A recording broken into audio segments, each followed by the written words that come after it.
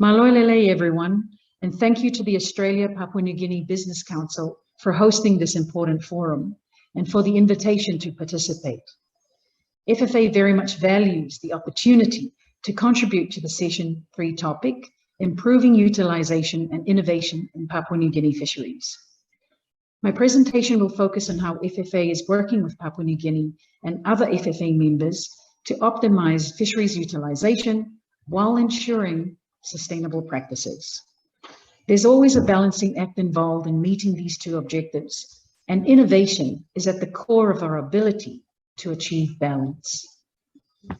On this point, allow me to observe how pleasing it was to read the latest annual sustainability report of the Fishing Industry Association of Papua New Guinea. The emerging benefits of the FIA's responsible sourcing policy on transparency within the tuna supply chain and the Papua New Guinea fishery more broadly are impressive. And I know that innovation is helping drive those outcomes. I'd like to begin by outlining some of the key elements of FFA's work and how Papua New Guinea contributes to it. Now more than 40 years old, FFA was established to help countries sustainably manage fisheries resources within their exclusive economic zones. These EEZs extend over 30 million square kilometers. As you would appreciate, this vast and often remote area is a challenging environment in which to do business. Our members work hard to attract investment to maximize the region's potential. Investment targets include human resources, technology, and locally based businesses. FFA provides expertise, technical assistance, and other support to help members make sovereign decisions about their tuna resources and participate in regional decision-making on tuna management. Our collective vision is that our people will enjoy the highest levels of social and economic benefits through the sustainable use of our offshore fisheries resources. The common thread running through FFA's work is regional cooperation.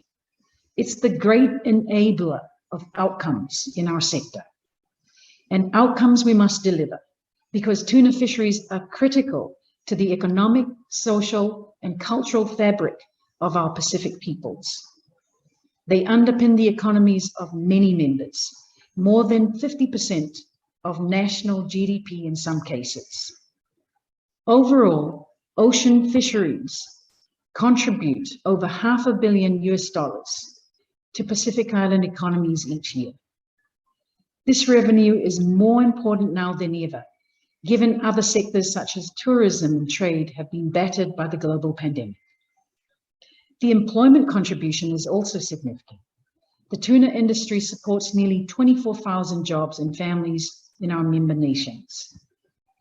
In Papua New Guinea's case, it is the biggest tuna processing country in our region, with employment opportunities flowing from that. Further, Papua New Guinea has shown a preparedness as an FFA member to contribute beyond national boundaries. For example, it has always been a strong supporter of the regional roadmap in establishing regional processing hubs in partnership between countries. The planned Marine Industry Special Economic Zone at Madang is a case in point. Papua New Guinea has also shown a commitment to initiatives that promote zone-based fisheries management, including, for example, the Vessel Day scheme developed by the parties to the Nauru Agreement. Let me turn now to the nexus between sustainable utilization and innovation in our fisheries sector, because in our view, these elements are inextricably linked. I'll frame my commentary around two key themes. First, how new technologies and work practices are changing the face of our sector. And second, how these innovations are supporting more sustainable utilization. Like other FFA members, the Papua New Guinea fisheries sector is a beneficiary of our progress in these areas. So it's worth detailing the work taking place. The use of innovative tools in monitoring, control, and surveillance is a rapidly evolving area of FFA activities and a prime example of new technology applications. Our Fisheries Operations Division coordinates monitoring, control, surveillance activities with our national, sub-regional, and regional partners, and we host the Regional Surveillance Center. This integrates different data sources and applies targeted analyses to monitor vessel movement to control illegal, unreported, and unregulated fishing activities. IUU fishing costs the sector multi-millions of dollars each year. A recent study estimated that fish harvested or transshipped illegally in our region amounted to over $300 million US. To tackle IUU fishing, we use cutting-edge technologies such as vessel detection and satellite remote sensing technologies. These operations are not just unique in scale, but in approach. Our members have developed an integrated set of tools for monitoring, control, and surveillance, and implemented a satellite vessel monitoring system. Complementing this is a regional observer program that is effective in no small part because of regional agreements and governance arrangements to share and protect information and data. While the pandemic interrupted aerial surveillance efforts, the resumption of services has seen a large number of surveillance flights, including in Papua New Guinea and several other members where clearances were received. One of the FFA's priorities in the last 18 months as a result of COVID has been to invest in technologies and to embrace innovative solutions to facilitate and progress national work through virtual platforms. The Secretariat provided video conferencing equipment to enhance members' participation in virtual meetings. This equipment has not only been used for meetings, but for delivering in-country assistance, such as training and workshops. Undoubtedly, our successes in mitigating IUU activities rests in large measure on regional cooperation.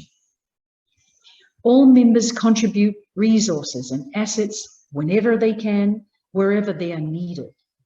It's a Pacific-wide sense of community, combining our collective resources and sharing information across borders. Work practices are also evolving. Those who work on fishing vessels as crew and as fisheries observers underpin our progress in controlling IUU activities.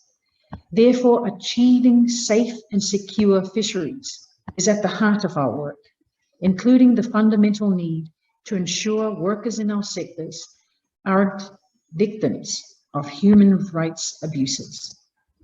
Working conditions must be safe. Workers must be treated with respect and dignity. Must be. To this end, in terms of crew and observers, FFA members have taken the bold step of agreeing to minimum standards for crew working conditions on fishing vessels in FFA members' waters. We're also supporting the development of a measure on crew safety to apply in the high seas through the Western and Central Pacific Fisheries Commission. This innovative work includes COVID safety protocols to enable observers and all workers on vessels to resume their work after stand downs during the peak of the pandemic. We're acutely aware of the critical and sometimes dangerous role that observers play in securing our oceans. They and their families who entrust their loved ones to this work will always be a key point of focus. Optimizing the economic potential of our fisheries resources through innovative practices is always viewed through the lens of sustainability. Our island nations are in the front line of climate change impacts, and this is the most urgent issue faced by our generation. Initiatives to respond to climate change impacts on offshore fisheries, including work on adaptive fisheries management regimes, the securing of baselines and associated maritime boundaries in the face of sea level rise, ensuring tuna stocks are managed at levels that continue to contribute to the food security of our members. We're also focused on greater collaboration with other partner organizations that respond to the specific needs of our region and firmly places fisheries issues onto the wider climate change agenda. In addition, the Secretariat continues to examine potential approaches to assess the impacts of climate change on catch and the economies of the fishery, including at a national level. For all the technical elements of FFA assistance, expertise is at the heart of our capacity to advise members in ways that will deliver sustainable utilisation. For example, our Fisheries Management Division provides tuna fisheries management policy, planning and technical advice, and facilitates strategic engagement between international and regional fisheries management and national fisheries stakeholders. For its part, our Fisheries Development Division not only provides economic analysis and technical advice to members, but assists the private sector with market access and market development. We have typically measured the benefits of the tuna fishery in purely economic terms, such as contribution to government revenue, export volumes, and direct employment. Recent efforts by FFA members have focused on developing socioeconomic indicators that look beyond just economic metrics. It's equally important to measure community and social benefits of the fishery, such as improved access to education for our children, improved access to health services for our communities, and of course, opportunities for greater participation of women in the sector. NFA is the first administration in our region seeking to develop a framework for measuring these socioeconomic benefits at a national level, and we're very excited to support this initiative. Many of you here today are from the private sector, and FFA has programs in place that actively support private sector development in the fishery, business planning, product development, market access, and trade show participation, amongst others. I warmly invite participants at this forum to engage with the FFA Secretariat to explore how we might partner on not only these sorts of new ideas and concepts, but also development opportunities that benefit both public and private sector interests. In closing, I'd like to observe that through challenge has come opportunity. The great irony of the global pandemic is that for all the difficulties it has brought, COVID has also delivered unprecedented opportunities to innovate.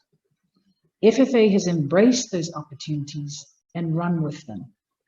Many of the changes made will outlast the pandemic era and contribute in a long-lasting way to our capacity to optimize utilization in the regional fishery sector.